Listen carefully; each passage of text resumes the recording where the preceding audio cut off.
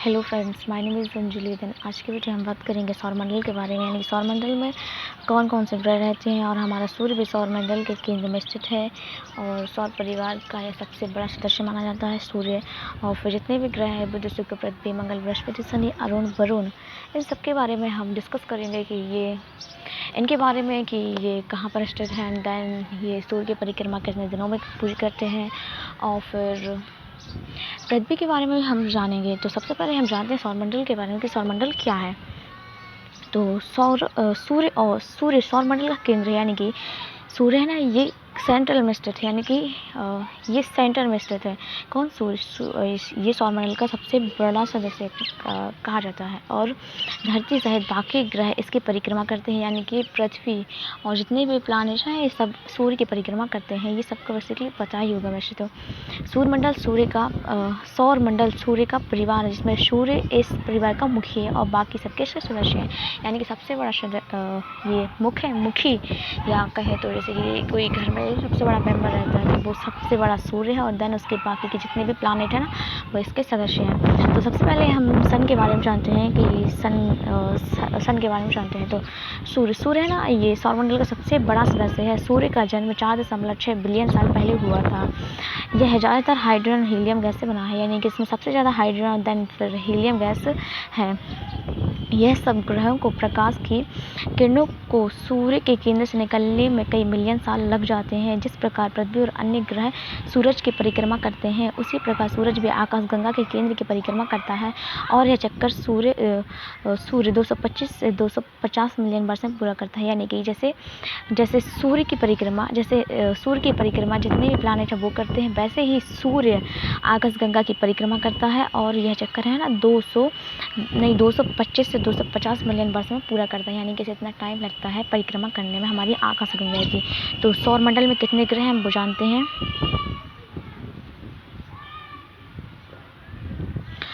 हमारे सौरमंडल में ग्रहों की संख्या 8 है। ग्रहों को 2 भागों में बांटा गया है, आंतरिक या इंटरनल प्लैनेट और बाहरी और एक्सटर्नल प्लैनेट। यानी कि इन दोनों के बीच में है ना एक एस्टेरॉयड बेल्ट है। तो इनको 2 पार्ट में बांटा गया है। एक तो इंटरनल प्लैनेट, ये इंटरनल प्लैनेट है ना, ये है ना गैस के नहीं होते हैं, यानी कि इसमें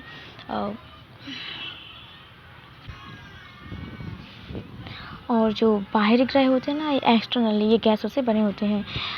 इन ग्रहों को 2 भागों में बांटने के कारण क्षुद्र ग्रह घेरा या एस्टेरॉयड बेल्ट, यह घेरा मंगल और बृहस्पति के बीच में है। संख्या हजारों लाखों में है, यानी कि एक बीच में है इन प्लैनेट को, यानी अलग अलग टाइप करती है, यानी 4 साइड और 4 साइड, यानी कि ये इस बेल्ट का नाम है एस्टेरॉयड बेल्ट। यानी पत्थरों का ये बेल्ट बना हुआ है जो हजारों लाखों में इसकी संख्या। आंतरिक ग्रह यानी कि इंटरनल प्लैनेट के बारे में जानते हैं। सबसे पहले तो बुध या मरकरी, यह सौरमंडल का सबसे छोटा ग्रह है और सूर्य के सबसे निकट का ग्रह है। यानी कि ये है ना सूर्य के सबसे पास भी है, और यह सौरमंडल का ना सबसे छोटा ग्रह माना जाता है। यह सबसे तेज घूमता है। वैसे तो ये सन के इतने पास होगा तो जल्दी सूर्य की परिक्रमा कर लेता है। इसी कारण यह सूर्य का चक्कर 88 दिन में पूरी करता है, यानी कि 88 दिन में अपनी एक परिक्रमा पूरी कर लेता है, यानी सन की। दोपहर के समय इस ग्रह का तापमान 400 डिग्री सेल्सियस तक रहता है, और रात के समय इसका तापमान 127 डिग्री सेल्सियस तक चला जाता है। ऐसा होने के कारण यहाँ की बुध ग्रह पर कोई वातावरण नहीं है जो ताप को ग्रह पर रोक सके, जैसा कि धरती पर होता है। यानी कि दिन में तो इसका तापमान है ना ज़्यादा पहुंच जाता है, यानी कि 400 डिग्री तक पहुंच जाता है। फिर जैसे ही रात होती है यानी ठंडा हो जाता है, यानी कि 170 डिग्री सेल्सियस -170 डिग्री सेल्सियस में पहुंच जाता है। तो यहाँ पर है ना नमी की मात्रा नहीं रह पाती, यानी कि इसका है ना पूरा तापमान, यानी कि इसमें कोई वातावरण नहीं, इसकी वजह से इस पर तो यह जैसा ये पृथ्वी की तरह नहीं है। और फिर देन नेक्स्ट बात करते हैं शुक्र ग्रह या वीनस ग्रह के बारे में। तो वीनस ग्रह के बारे में जानते हैं। शुक्र सौरमंडल का सबसे गर्म ग्रह है, यानी कि सबसे गर्म ग्रह है ना वीनस को ही माना जाता है।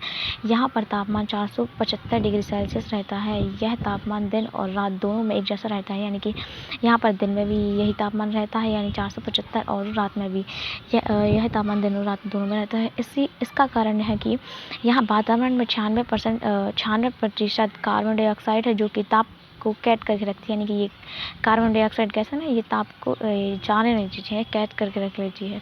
जैसा कि धरती पर ग्रीन हाउस का प्रभाव है, शुक्र का आकार और बनावट लगभग पृथ्वी के आकार का है, इसलिए शुक्र को पृथ्वी की बहन भी कहा जाता है।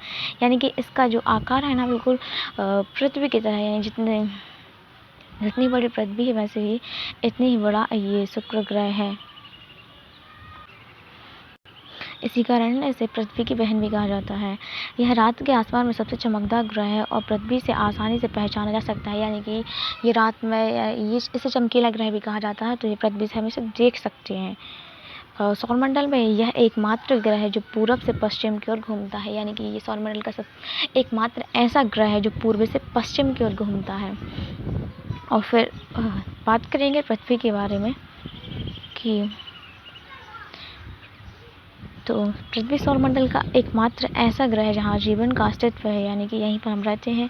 अगर आप पृथ्वी की तस्वीर देखें तो आप पाएंगे इसमें 3 रंग नज़र आएंगे, एक तो नीला, सफ़ेद और हरा। ये नीला रंग महासागरों और सागरों का है, यानी कि हमारे अर्थ पर इतने सारे महासागर सागर हैं, तो ये कलर है ना नीला, यानी कि समुद्र, यानी कि पानी का दिखाई पड़ता है।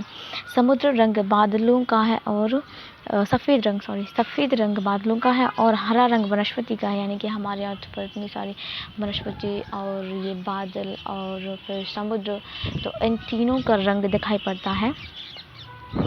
और धरती एक ऐसे वातावरण से घिरी हुई है जिसमें नाइट्रोजन, ऑक्सीजन, जलवाष्प शामिल है और इसमें एक ओजोन परत भी है जो सूर्य से आने वाली हानिकारक किरणों को अपने अंदर सोख लेती है और धरती पर जीवन का मुख्य कारण से ही मौजूद पानी है। और फिर बात करेंगे मंगल ग्रह के बारे में।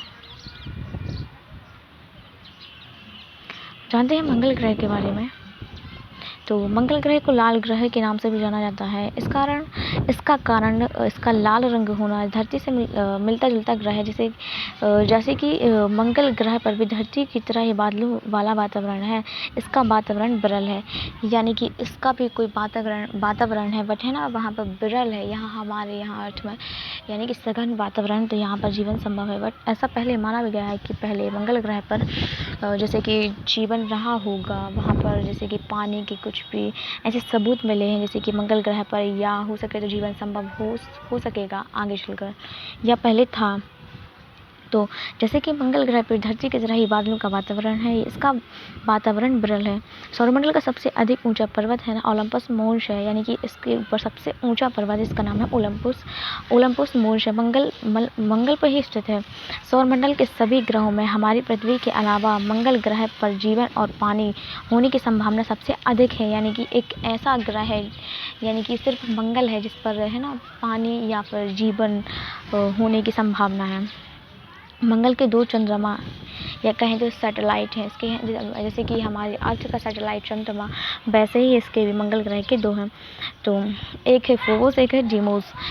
इस ग्रह को पृथ्वी से यानी कि बिना आँखों से देखा जा सकता है, जैसे कि यानी कि ये भी पास है हमारी अर्थ के, तो हमें है ना इसको रात में देख सकते हैं। जैसे कि शुक्र ग्रह को चमकीला दिखाई पड़ता है, वैसे ही हमारी अर्थ से हम इस ग्रह मंगल ग्रह को भी देख सकते हैं।